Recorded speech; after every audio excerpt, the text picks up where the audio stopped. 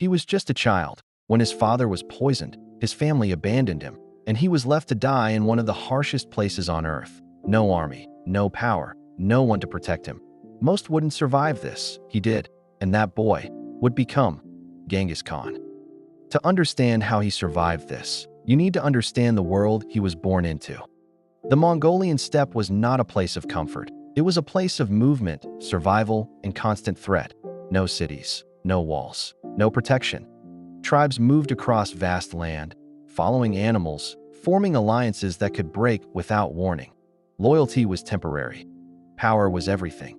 If you were strong, you lived. If you weren't, you disappeared. And in this world, childhood was not something you grew through. It was something you survived. In the beginning, Temujin was not alone. He was born into a family led by Yesugei, a man who held real power on the steppe, not a king, not an emperor, but a leader. He commanded loyalty, he had influence, and most importantly, he provided protection. And on the steppe, protection is everything. It meant food was available. It meant people stood beside you. It meant danger, while always present, was not immediate. Life was still harsh, but it was stable.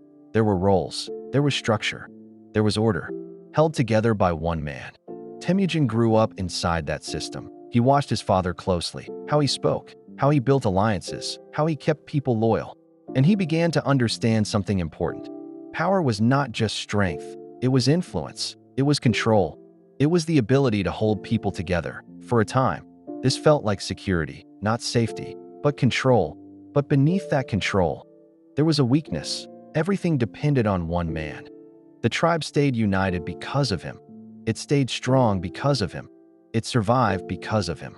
And on the steppe, that is dangerous, because nothing here lasts forever. Temujin did not understand that yet, but the truth was already there, waiting, because in a world like this, that stability is never permanent. It only exists until something breaks it. The moment that broke everything did not come through battle. It came quietly, through betrayal. At some point during Temujin's childhood, Yesugei encountered members of a rival group. There was no immediate conflict, no raised weapons, no visible threat, nothing that warned what was coming. But on the steppe, danger does not always arrive with noise. It hides, it waits, and then it strikes. Yesugei was poisoned. No battlefield, no fight, just a single act, with irreversible consequences. At first, nothing seemed certain, but when he returned, something was wrong. The strength that defined him began to fade, slowly, then faster. Day by day, the man who had held everything together, power, control, protection, was losing it, and everyone could see it. For Temujin, this was not just a father growing weak. This was the collapse of the system he depended on. He was watching the strongest figure in his world lose control, and there was nothing he could do. No structure to rely on, no one to replace him, no system strong enough to hold everything together, only uncertainty. And uncertainty spreads. What had once felt stable began to crack. Then it broke. Yesugei died, and in that moment, everything changed. The leadership that held the tribe together, gone. The protection that defined their place, gone. The power that ensured their survival, gone. And on the steppe, power does not transfer, it must be held. And without it, everything begins to fall apart. For Temujin and his family, this was not just loss, it was exposure. Because what disappeared with Yesugei was not just a man, it was protection, it was position, it was survival. And in a world like this, vulnerability is not weakness, it is a target. After the death of Yesugei, the tribe faced a choice: stay together and risk instability, or separate and protect themselves. They chose separation, and in that decision, everything changed. Temujin's family was left behind, not supported, not protected, abandoned. On the steppe, this was more than rejection. It was a sentence, because without the tribe, survival becomes immediate. There is no delay, no adjustment period, only pressure. The same land they had lived on before now turned against them. There was no shared food, no coordinated movement, no one to stand beside them. Temujin, his mother, and his siblings were alone, completely exposed. And on the steppe, exposure is dangerous. Every day became a search for anything: small animals, wild plants, scraps of survival. Whatever they could find was never enough. Hunger did not come and go, it stayed. The cold did not weaken. It pressed harder. The land gave nothing freely, and danger never disappeared. Other groups could attack. Resources could vanish. At any moment, everything could be lost. There was no safety, only pressure. And under that pressure, something began to change, not just in their situation, but in Temujin himself. Because survival has a cost, food became everything. And when there is not enough, conflict begins, even among those closest to you. Tension grew inside the family, between Temujin and his half-brother, Bekhter. At first, it was small disagreements, competition, but on the steppe, small tensions do not stay small. They grow, because survival leaves no space for compromise, and eventually, it broke. Temujin killed him, not in battle, not for power, not for ambition, for survival. In a world where there is not enough for everyone, choices change. The line between right and wrong begins to disappear. What matters is living. And in that moment, Temujin made a decision, a permanent one. Because after that, something ended. He was no longer just a child, reacting to the world around him.